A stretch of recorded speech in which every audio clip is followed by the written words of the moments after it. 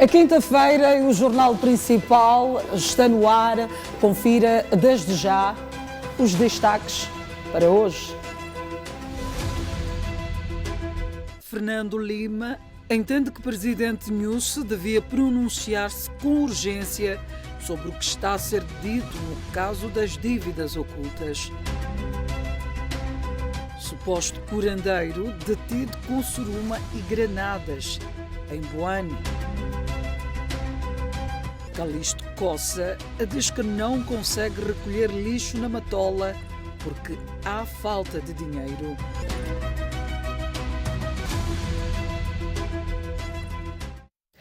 Continua a marcar a atualidade a notificação do presidente Filipe Nyusi pela Privinvest. Segundo informações oficiais, a Procuradoria-Geral já foi formalmente informada, mas ainda não há um pronunciamento público sobre o caso. Se responde a dívidas ocultas em Londres e agora Miss Bushil? Questiona este semanário com os rostos da Procuradora-Geral da República, Beatriz Bushili, o franco-libanês Iskandar Safa e o Presidente da República, Filipe Nyusi, na capa. De acordo com algumas vozes, a Procuradoria-Geral da República estaria, alegadamente, em manobras para proteger a figura do Presidente Nyusi na citação dos escândalos das dívidas ocultas. No momento, com a permissão do Tribunal de Londres para a audição de Filipe Nyusi, pouco seria o espaço para artimanhas. Filipe Nyusi não é arguido no caso, mas o que a Privinvest quer é a sua audição em tribunal, daí que a Justiça permitiu a notificação como um dos sujeitos designado quarta parte. De acordo com as alegações, o presidente Nyusi teria desenvolvido um papel determinante na gênese das dívidas ocultas quando era ministro da Defesa Nacional. Por isso, a Privinvest, empresa também que a PGR acusa na justiça londrina, quer implicar a figura do agora chefe do Estado moçambicano. Além da figura do chefe do Estado, o Partido Frelimo também já foi associado com as dívidas ocultas ao ter, alegadamente, recebido 10 milhões de dólares em subornos em 2014 para sustentar a campanha que elegeu Filipe Nyusi. Todas essas alegações foram recusadas e agora segue esta outra na qual a Privinvest quer em tribunal o presidente Nyusi. E entre os que desempenharam um papel preponderante na contratação das chamadas dívidas ocultas, existem figuras que continuam em liberdade e a desempenhar funções no governo. É o caso de Isaltina Lucas, antiga vice-ministra das Finanças, atual assessora, neste caso, do primeiro-ministro Carlos Agostinho do Rosário. Supostamente, Isaltina Lucas terá recebido subornos nas dívidas ocultas, o maior escândalo de corrupção do país. Conhecida como Três Beijos, Lucas terá recebido cerca de 3 milhões de dólares de suborno, segundo uma folha de pagamentos apresentada em 2019 no julgamento de Jean Bustani no ZOA, num caso de crimes financeiros relacionado com as dívidas ocultas. Embora não seja arguída no processo das dívidas ocultas no país, um processo aberto em 2019, a Procuradora-Geral da República pediu ao Tribunal Administrativo que a responsabilize financeiramente e não se sabe, pelo menos publicamente, qual foi o desfecho do caso. A Privinvest explica que efetuou pagamentos a Isaltina Lucas para investimento imobiliário e a um projeto de agência marítima em que, para além dela, tinha como parceiro o irmão de nome Osório Lucas e diretor executivo da empresa Maputo Port Development Company, MPDC, a concessionária do Porto de Maputo. Para além de Isaltina Lucas, a Privinvest informou ao tribunal inglês que pagou milhões de dólares a favor das seguintes personalidades: Gregório Leão, então diretor do Serviço de Informações e Segurança do Estado, SISE, Antônio Carlos do Rosário, então diretor da Inteligência Econômica do SISE, Renato Matusse, Inês Moiani e Ndambi Guebuza. No entanto, Isaltina Lucas não aparece no rol do caso nos quais todos estes são citados pela Procuradoria-Geral da República, PGR. Já Fernando Lima entende que o Presidente da República deve pronunciar-se sobre a notificação da Privinvest. As notícias que chegam de Londres e a confirmação da Procuradoria-Geral da República sobre a notificação de Filipe Nyusi, Fernando Lima entende que o melhor que pode acontecer neste momento é o pronunciamento do Presidente. Até agora, aquilo que sabemos, através de terceiras pessoas e através de um porta-voz do Partido Frelimo, consideram que o Presidente da República não tem nada a ver com o assunto, mas sim, seria importante um pronunciamento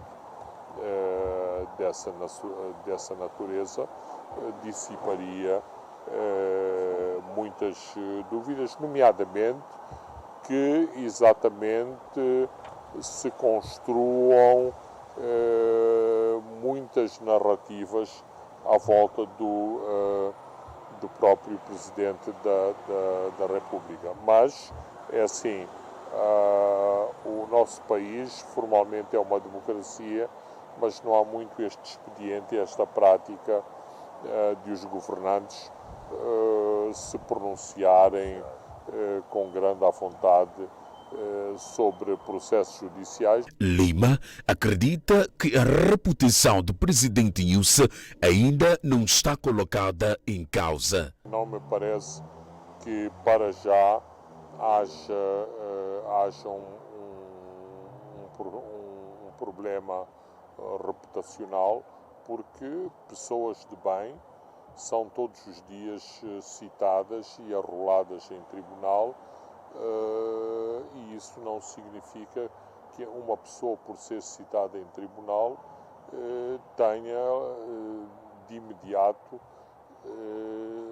um problema de reputação. A única coisa que é muito específica e muito especial é que não se pode citar um chefe de Estado como alguém me citaria a mim para comparecer em Londres. Claro que ninguém é ingênuo nesse processo e há uma componente política muito importante. E a componente política é tentar arrastar o atual chefe de Estado para este debate, procurar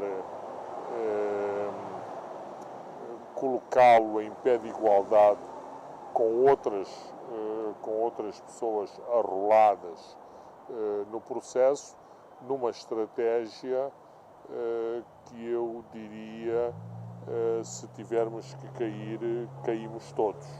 De lembrar que até o momento nem a Presidência da República nem a Procuradoria-Geral se pronunciaram publicamente sobre a notificação da Privinvest ao Presidente Nyusi. E para falarmos em torno desta notificação da Privinvest, já conto em estúdio com a presença do jurista Uriel Mineta, quem desde já agradeço pela presença. Vai ser uma conversa rápida, Uriel. O que é que significa esta notificação da Privinvest ao Nyusi? Muito boa noite, Elma. Eu agradeço o convite que me foi formulado para tocar um assunto tão importante para a nossa nação. Bem, o que eu gostaria que ficasse assente, que o telespectador tivesse em linha de conta, é que não podemos de forma alguma assumir que o simples facto de uma das partes notificar ou solicitar a audição de A ou de B ou de C, no caso em concreto, notificar Sua Excelência o Presidente da República de Moçambique, isto não tem de per si um peso como tal, no sentido de nós acreditarmos que se foi notificado é porque de facto tem qualquer envolvimento no caso em apreço. Obviamente que quem está num processo tem e pode fazer uso de mil e uma estratégias, mil e uma manobras para fazer face e para garantir que os seus interesses de alguma forma possam ser acolhidos. Não podemos perder da linha de conta o facto de que a Privinvest, por si só, já transpareceu a ideia de que gostaria de migrar para um processo negocial e, obviamente, que nessa senda poderá, como estratégia processual, fazer ou lançar mão a muitos mecanismos de pressão. Não quero com isto dizer que notificar Sua Excelência o Presidente seja ou não seja um mecanismo de pressão para migrar-se para uma fase negocial, mas também entendo que a forma como a abordagem tem estado a ser feita pode nos conduzir em erro. Eu assisti juntamente consigo à peça em que o Sr. Fernando Lima faz menção ao facto de que acredita que seria bom que Sua Excelência o Presidente se pronunciasse. Eu, infelizmente, não posso concordar com isso. Não posso concordar. Acha que o Presidente da República não deve falar sobre este assunto aos moçambicanos? Não diria que não deve falar sobre este assunto aos moçambicanos. Eu diria que seria pertinente e seria respeitoso para todos nós se nós permitíssemos que todos os atores neste processo e que tivessem o seu papel, que os órgãos da administração da justiça, sejam nacionais ou internacionais, primeiro façam o seu papel para que depois nos possamos pronunciar. Não podemos esperar que cada vez que a Privinvest ou qualquer outro envolvido neste processo cite Sua Excelência o Presidente da República, ele venha a público para vir se pronunciar sobre essa matéria. Mesmo este sendo o Presidente da Nação? Obviamente que sim, eu acho que especialmente por ser o Presidente da Nação. Mas eu digo isto porque, do ponto de vista de estratégia processual, há muita coisa que se pode fazer. Há muita manobra que se pode fazer, não sei se é o caso, desconheço o processo por dentro, mas quando se olha um processo, eu posso arrolar dentro de um processo quem eu bem entender. E posso ter a minha estratégia com isso. O que nós Acha que esta notificação da Privinvest para o Presidente da República pode ser alguma estratégia? Não sei. O que eu posso dizer... De tentar enfraquecer o nosso Presidente? Não, o Presidente da República como tal, não sei se seria enfraquecer a ele ou se seria uma estratégia para enfraquecer o próprio processo. Perceba que nós estamos numa situação em que o Estado moçambicano é que é a contraparte. Pois. E não é o Presidente da República que é a contraparte, é o Estado moçambicano que é a contraparte. Sua Excelência, o Presidente da República representa o Estado moçambicano. Claro. Então, eu não iria assumir de per si. O que eu posso dizer é, todo moçambicano, eu, a Selma e todos os demais, temos muita apetência para que este processo siga contornos que nos tragam a verdade, mas não podemos, nessa senda, desenvolver teorias e anuir ou assumir preconceitos ou assunções antes que o processo tenha um desfecho. Se, de facto, esta solicitação chegou a Moçambique, se esta solicitação chegou à Procuradoria-Geral da República, se seguir os trâmites que se impõem, atento ao facto de que não estamos a falar de um cidadão qualquer, estamos a falar do mais alto magistrado de uma nação. E se de facto Sua Excelência tiver mesmo de prestar declarações, provavelmente aí e nesse fórum caberá a Sua Excelência Sua Excelência Presidente da República trazer o sumo do que terá dito lá. Aliás, será público. Mas, Uriel, neste momento, qual é que deve ser o papel da PGR? Na sua opinião? Se a PGR tiver recebido, de facto, esta solicitação, irá tramitar, atento ao facto de que estamos a lidar com o chefe de Estado, irá tramitar o processo para que, havendo essa necessidade, Sua Excelência seja ouvido.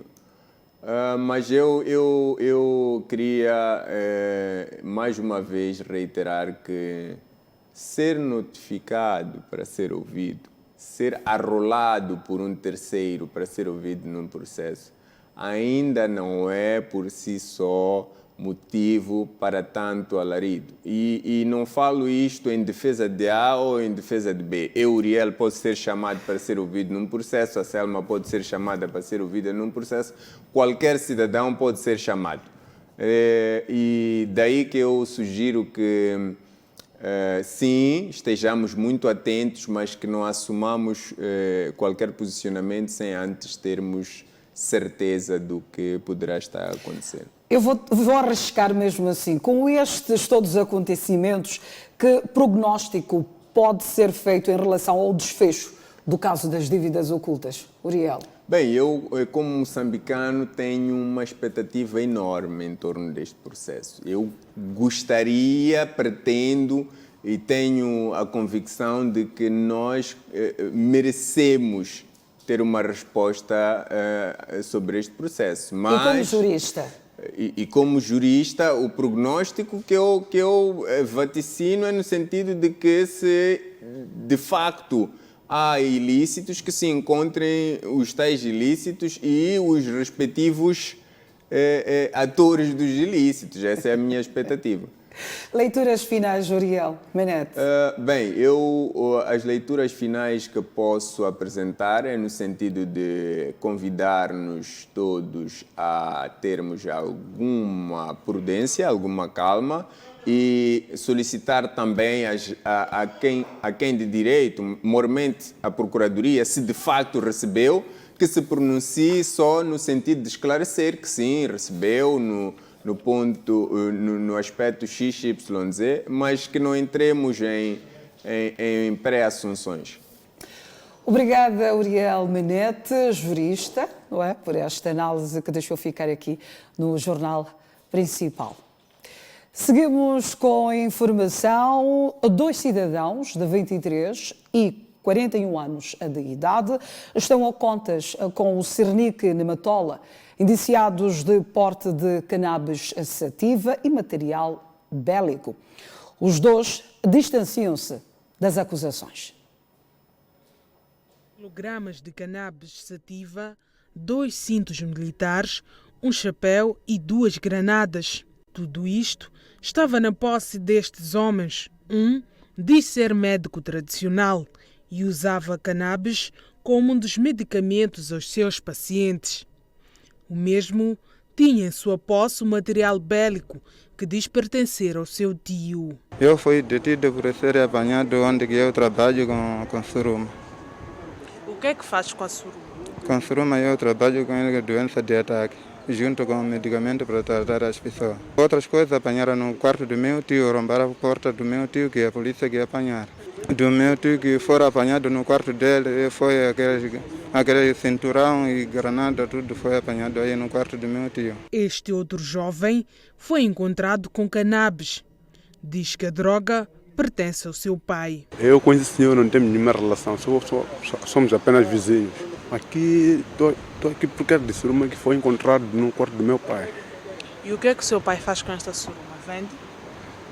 Isso aí não posso mentir que se ele vende ou não vende, porque quando eu acordo sempre vou nos meus biscates e daí eu volto para casa. Ele tem o quarto dele do lado, eu tenho o meu quarto também do lado. Vivo eu com minha esposa, minha filha. Não tenho nenhuma relação com isso aí. Versões dos indiciados à parte, seguem as declarações do Serviço de Investigação Criminal na província de Maputo, que afirma estar a trabalhar. Isto consubstancia um tipo legal de armas proibidas que, pela sua natureza, não podem estar em residência. Então já está lá tipificado um crime por ter esse material bélico em sua residência. E neste momento estão em curso diligências para encontrar-se o real proprietário, dono desse equipamento. Refira-se que a detenção dos 2 indiciados foi possível graças a denúncias feitas pela população no distrito de Boane, província de Maputo. Enquanto isso, o jovem de 18 anos de idade é acusado de assassinar a esposa com recurso a um cabo de enxada, por esta ter-lhe exigido 100 meticais para comprar uma blusa. em Climane. Marcelino Bernardo, de 18 anos de idade, não teria gostado do fato de a sua esposa ter lhe pedido 100 meticais para comprar uma blusa que ela viu e gostou num dos mercados locais e partiu para a violência. Aliás, o indiciado conta que não tinha o valor exigido pela esposa e esta lhe pegou no cabo e o agrediu. Na tentativa de se defender, o marido pegou no mesmo cabo de enxada e desferiu golpes na região da nuca, tendo esta perdido a vida. Eu estou aqui mesmo 2 anos com minha esposa. Então, dia 30, me pediram comprar cabulana. Fui comprar 6 cabulanas. Voltei. Então, quando eu voltei, me pediram também comprar mecha. Fui comprar mecha. Voltei. Dia 30, eu me pediram comprar blusa. Não tinha dinheiro de comprar blusa. Então a discussão estava ali mesmo. Começou a me bater, me bateu com essa coisa aqui essa boca, essa ferida. A seguir lançou-me e também me partiu aí atrás com essa ferida. Eu não queria também matar minha esposa de propósito, mas eu gostaria muito de viver até agora com minha esposa. Porta-voz da PRM na Zambésia, Sidney Lonzo, afirma que o diálogo é a melhor forma de entendimento. Bom, este é um caso crasso, inequívoco e indelével de que a violência não é a resposta para gerirmos os nossos problemas. Segundo o indiciado, os 3 anos de convivência entre o casal foi feito dentro de um ambiente de violência. Um cidadão está detido acusado de profanar túmulos no cemitério de Lhangane, arredores da cidade de Maputo. Segundo o jovem de 24 anos de idade, a finalidade deste ato era retirar chumbo nas urnas para posterior venda. É um réu, confesso, que contou à nossa equipa de reportagem que todas as suas incursões eram feitas na calada da noite, no cemitério de Lhangane, na cidade de Maputo. Cemitério tido como um lugar sagrado e temido por muitos. Porém, João, nome fetício, passou por cima destes princípios quando decidiu fazer do cemitério de Lhangane sua fonte de rendimento. O que é que você faz para conseguir isto aqui? Quando chega no cemitério, faz o quê? Cortamos com chapa. Chumbo fica onde no cemitério? Dentro daqueles casinhos. Então vocês abrem campas para tirar isto? Sim. Faz isto durante o dia, à noite, como? À noite. E porque provavelmente a vergonha tomava conta do João, que respondia às questões colocadas a conta-gotas, revelou à TV Sucesso que agia por conta própria. O jovem de 24 anos vai mais longe ao dizer que das 5 vezes que vandalizou os túmulos para a retirada do chumbo nas urnas, conseguiu ao todo 23 mil meticais. Faz isto com quem? Sozinho. Sozinho? E vende a quanto isto? A 23 mil. Há quanto trabalha com isto? Só fiz 5 vezes. 5 vezes? E quanto conseguiu nessas 5 vezes? Até 3 tá. Um chumbo que era destinado a uma senhora, cuja sua identidade não foi revelada. E já tem compradores fixos? Como é que é? Então, tinha uma senhora que comprava. O chumbo, para além de ser usado para o fabrico de urnas, é também usado para a confecção de cosméticos, entre outros. Detidos 2 adolescentes acusados de roubo de gado bovino no distrito de Limpopo, província de Gaza. Um dos implicados, este adolescente de 15 anos, conta que foi amado de seu tio que subtraiu cabeças de gado bovino no bairro 1 do povoado de Bolecoio, no distrito de Limpopo. 15 anos. O nosso tio convenceu-nos para roubarmos as cabeças de gado. Fomos a uma viatura de onde foram carregadas.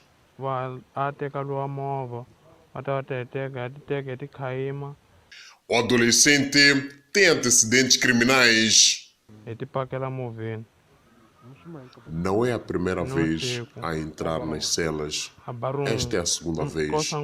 A primeira vez estive associado a roubo de fogões.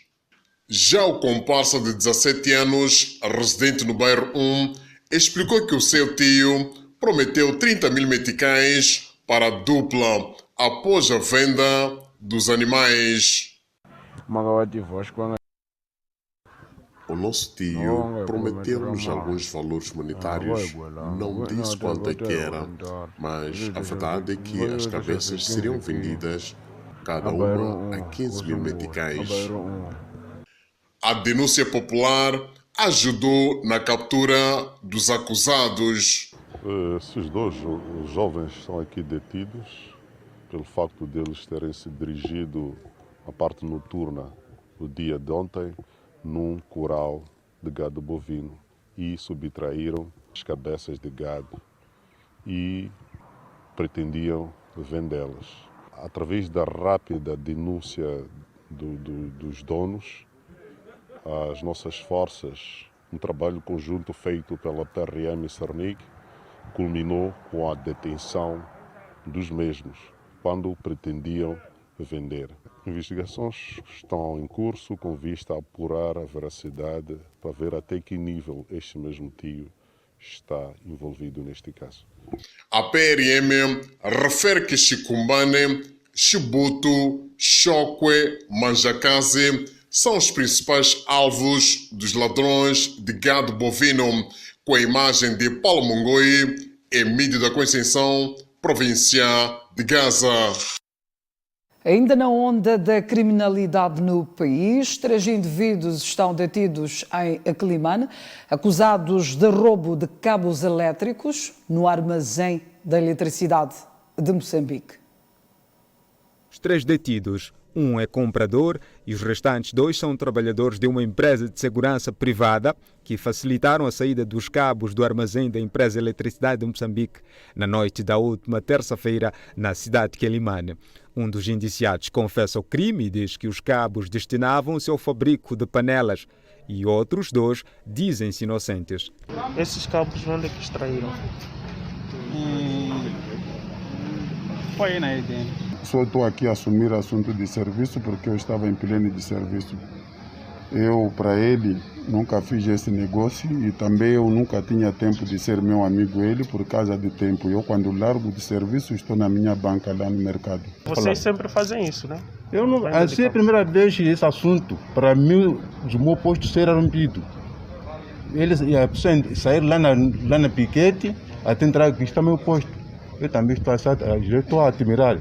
A neutralização dos supostos ladrões foi graças à denúncia de um dos trabalhadores da EDM, depois de flagrar os indiciados na posse do material roubado. Foi surpreendido este indivíduo na posse destes cabos, não soube explicar e disse que houve um amigo que comunicou-lhe. O porta-voz da PRM na Zambésia, Sidney Lonzo, desencoraja este tipo de comportamento e diz estar a decorrer um trabalho com vista a apurar a quantidade de material roubado. Nós acreditamos que a breve 3 poderemos apresentar alguns resultados decorrentes desta operação que já está a ser desenhada e também já está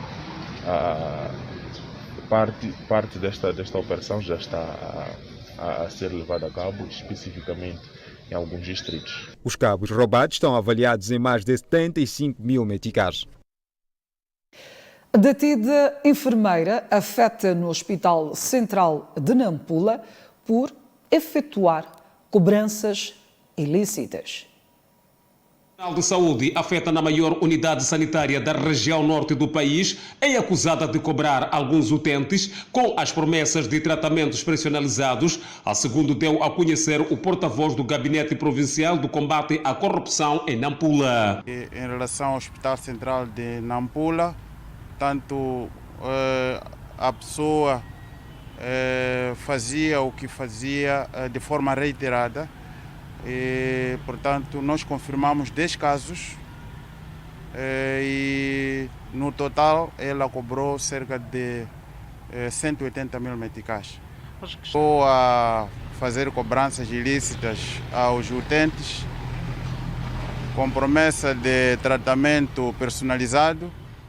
A detenção da profissional de saúde resultou de várias denúncias feitas. Para além desta profissional de saúde, encontra-se igualmente detido um funcionário da empresa Eletricidade de Moçambique, acusado de desviar 4 milhões de meticais. Outro é da empresa Eletricidade de Moçambique, que desempenha funções de caixa, o qual desviou mais de 4 milhões de meticais.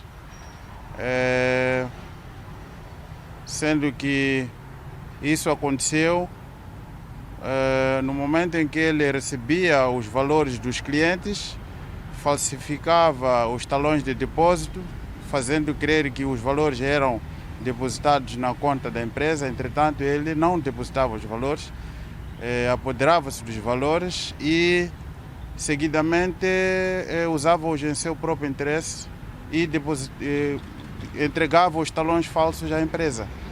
Mais tarde a empresa descobriu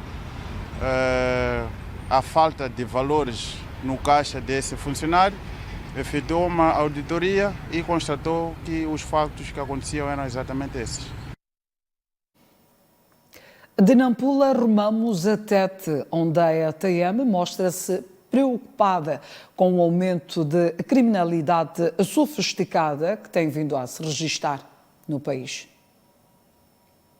Esta preocupação foi manifestada por Gento Joia, secretário provincial da OTM Central Sindical em Tete, que falava à margem da segunda sessão dos focos. Na ocasião, Joia afirmou que o aumento de índice de criminalidade está a preocupar a sua agremiação. Claramente, a situação tende a ameaçar a paz efetiva no país. O desenvolvimento acresce o índice de criminalidade e ameaça a paz, como assistimos nos últimos dias. Sequestros, burlas nas ATMs, uso de armas de fogo ilegais, violência doméstica. Na mesma senda, Joia acrescenta que o assédio moral no setor do trabalho, tanto como a entrada de imigrantes ilegais no território nacional, também carecem de uma análise urgente. Assédios morais na área laboral e facilitação de entrada de imigrantes ilegais, tornando Solo Pátrio palco de ações repulsivas, exortando-se a todos para que sejamos vigilantes de modo a colmatar esta situação. O secretário da OTM Central Sindical vai mais longe ao afirmar que a estagnação de reajuste salarial está a comprometer a vida dos trabalhadores. Devido à estagnação do reajuste salarial agravado pela subida frequente de preços dos produtos alimentares na praça, que atacam e arruinam agressivamente os seus bolsos, visto que os seus magros salários, mesmo com reajustes sucessivos, não preenchiam metade das despesas básicas mensais. Refira-se que a segunda sessão dos focos, dentre vários assuntos arrolados, o destaque vai para a cobertura da rede de abastecimento de água, mobilidade de pessoas e bens e liberdade sindical. Com as imagens de Dalton Gandara, Augusto Dias, da cidade de Tete, para a TV Sucesso. De volta às notícias para si que só agora ligou-se a nós, bem-vindo. O presidente do Conselho Autárquico da Matola, Calixto Coça, diz que a taxa de lixo cobrada aos munícipes está aquém do financiamento necessário para a recolha de resíduos sólidos. A informação foi avançada em entrevista exclusiva à TV Sucesso. Proliferação de resíduos sólidos em quase todos os bairros da autarquia da Matola tem sido motivo de insatisfação dos munícipes. Entretanto, o edil da Matola desdramatiza a preocupação e diz que a permanência de lixo em contentores e ruas da autarquia revela que a tarifa cobrada para a remoção de lixo está aquém das necessidades financeiras para o efeito. mensalmente nós estamos a dizer que só de taxa de lixo, que não é só para pagar a remoção do lixo, não é só ir buscar e deitar na lixeira. Há todo um processo. Só a máquina operativa é mais do que o valor que nós recebemos da taxa de lixo. O mais importante é que há que sacanear esse esforço que o Conselho Municipal está a fazer. Estamos a adquirir pás carregadoras para eliminar os fogos, estamos a adquirir caminhões basculantes, temos contentores novos para podermos colocar em pontos privilegiados para evitar, mas nós temos que ter a consciência ambiental e sabermos lidar com o nosso próprio lixo, não apenas nos escudarmos pelo fato de dizer que não, eu pago taxa de lixo, por isso posso sujar. O mais importante para a limpeza de uma cidade não é a quantidade das pessoas que limpam, mas sim é a quantidade das pessoas que não sujam. Calixto Coça vai mais longe ao imputar responsabilização da gestão de resíduos sólidos aos munícipes. O mais importante é que cada um de nós tem que saber lidar com o seu próprio lixo que produz. Nós já estávamos a fazer uma abordagem, é só para imaginar, por dia produz-se na cidade da Matola no seu todo 13 mil toneladas de lixo. É só imaginar que quantidade é isso e precisa ser removido. E também temos estado a incutir nos nossos munícipes a cultura ambiental. Por quê? Porque o que acontece é que nas nossas lixeiras, para quem quer depositar lixo, cobramos uma certa taxa de depósito. E há aqueles provedores privados até que encontram nos locais onde a gente deixa os contentores sítio privilegiado para depositar o lixo. E vão nascendo focos de lixo. Mas antes de se exigir que o município venha tirar, é preciso também termos a cultura de lidar com o nosso próprio lixo. Refira-se que a falta de recolha de lixo na autarquia da Matola já tem barba branca. Falta gás da Galp nas cidades de Maputo e Matola. A situação está a causar aborrecimento aos clientes que pedem, no mínimo, explicações. Que usuários do gás de cozinha da Galp nas cidades de Maputo e Matola enfrentam dificuldades para adquirir o produto. Sem esclarecimentos sobre as razões, dizem percorrer longas distâncias para adquirir uma botija destas. Não há gás. Desde quando? Há dias, mas eu desde onde é que estou a procurar? E onde costuma comprar? Qual é a informação que está a ter? De que não há gás. Agora vou na madruga. Só estou aí ver. Estou a começar hoje de manhã, mas não tem gás. Estava a dizer que não tem gás. Por quê? Não disser. O Fomento não havia gás. Fui também ao Belde e tive também umas zonas que vendiam gás também, não havia gás.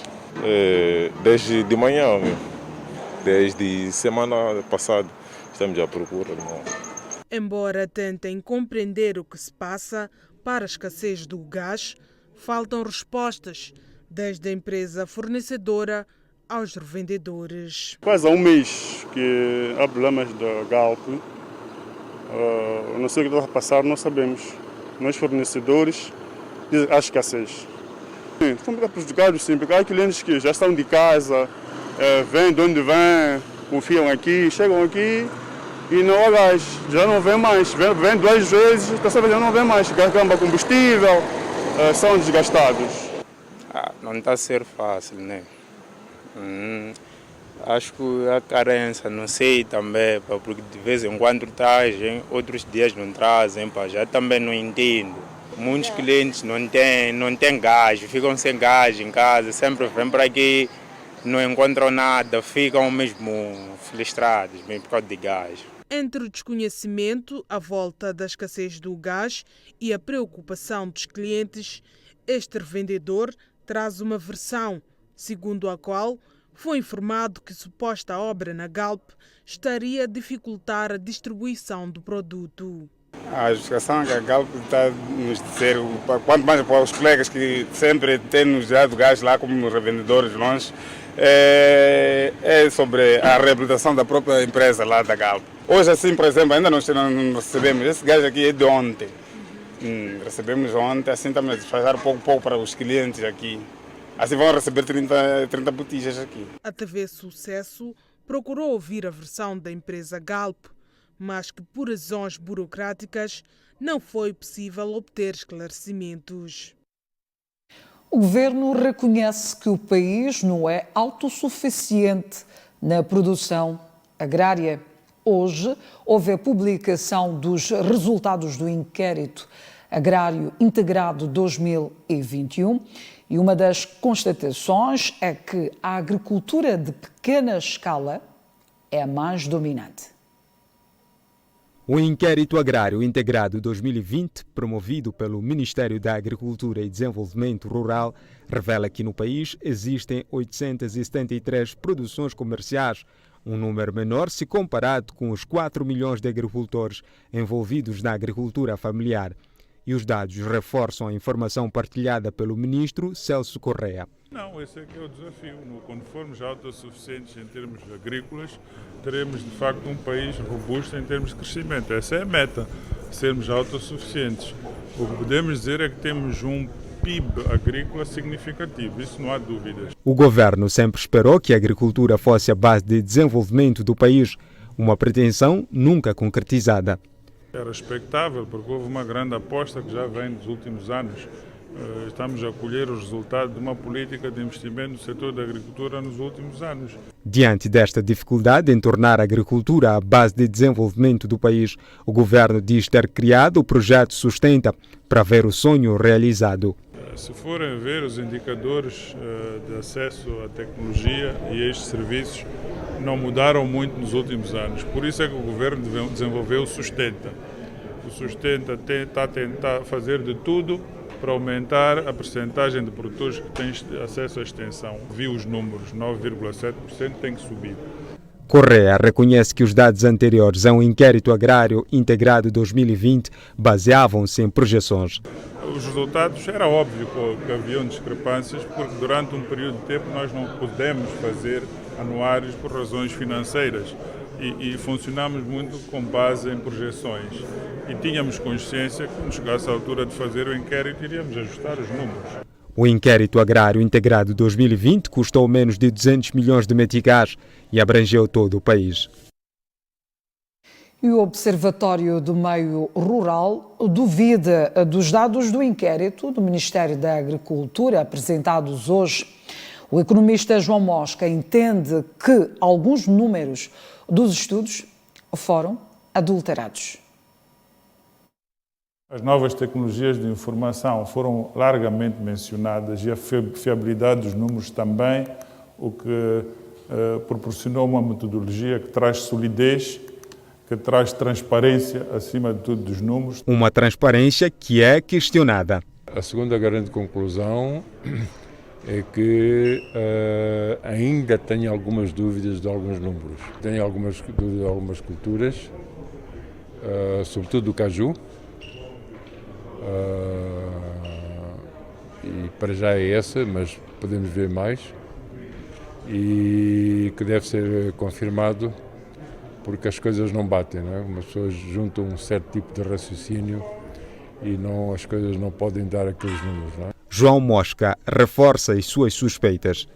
Nós não temos, ninguém tem capacidade de fazer um contra-inquérito, entre aspas, de verificação total deste trabalho, mas é possível, através de um conjunto de pressupostos, ter-se uma aproximação de que se aqueles números são possíveis ou não, como, aliás, fazíamos anteriormente, chegávamos à conclusão, por exemplo, que a mandioca e o milho não eram possíveis, os números que estavam a ser dados, e nós sabíamos que eram alterados em vários momentos. Apesar de ser um documento questionado, o representante do Fundo das Nações Unidas para a Agricultura no país acredita que o estudo vai contribuir para o desenvolvimento da economia agrícola em Moçambique. Neste projeto, que irá certamente contribuir para o esforço das políticas estratégicas que norteiam o desenvolvimento do setor agrário e da economia rural, bem como para a consolidação do Sistema Nacional de Estatística Agrárias do país. O Inquérito Integrado Agrário 2020 foi feito em todo o país, excepto nos distritos de Palma, Moeda, Macomia, Muidumbe, Kisanga, Ibo, Nangade e Meluco, devido à insegurança causada pelos terroristas. Seguimos com outras notícias no Jornal Principal. O setor da saúde na província de Sofala garante ter estoque de medicamentos suficientes para dar resposta a possíveis casos de doenças da época fria. Gripe e asma são algumas patologias que suscitam muita procura dos serviços de saúde nesta época fria na província de Sofala.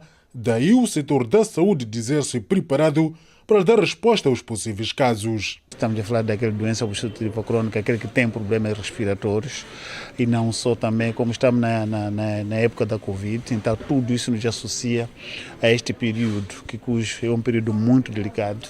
Então a nossa prontidão em relação à resposta de fármacos, particularmente de medicamentos, ao nível da unidade sanitária, é fundamental, a razão pela qual nos encontramos neste momento no depósito provincial de medicamentos, para junto a vermos com a equipe aquilo que temos de disponível e fazermos a monitoria e não só também fortificar a equipe para podermos fazermos a resposta rápida em relação àquilo que são as preocupações das unidades sanitárias.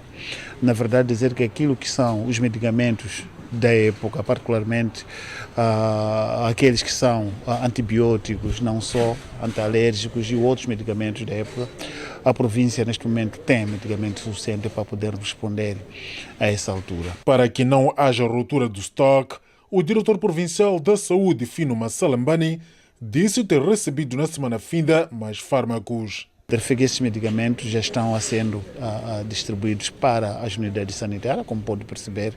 Agora temos carros que estão a fazer carregamento para os respectivos distritos. Neste momento, como Direção Provincial de Saúde está satisfeito com aquilo que nós temos como medicamento para darmos resposta aos nossos utentes que estão à procura desse fármaco para as patologias da época. Mas Salambani disse que a província tem ainda medicamentos suficientes para fazer face a outras doenças. Para além dos medicamentos da época, temos também os medicamentos em relação àquilo que são as doenças mais comuns. Particularmente, estamos a falar de malária, de tuberculose, de HIV, de outros medicamentos que são necessários. De referir que neste momento a província está bem, a província tem medicamentos suficientes para poder responder àquilo que são doenças. Questionamos então a nossa fonte sobre os motivos pelos quais nas farmácias públicas não tem havido alguns fármacos prescritos na triagem. Eis que respondeu. O setor privado procura lucros, ele procura os medicamentos onde ele quer para poder fazer face àquilo que é a sua venda. Mas o Estado tem medicamento específico e essencial para dar à população, razão pela qual que é grátis. É grátis porque, segundo ele, os 5 meticais cobrados não chegam a custear sequer um pouco do que lhe é dado na farmácia. E com esta notícia, fechamos o Jornal Principal, edição de quinta-feira. Bom descanso e até amanhã.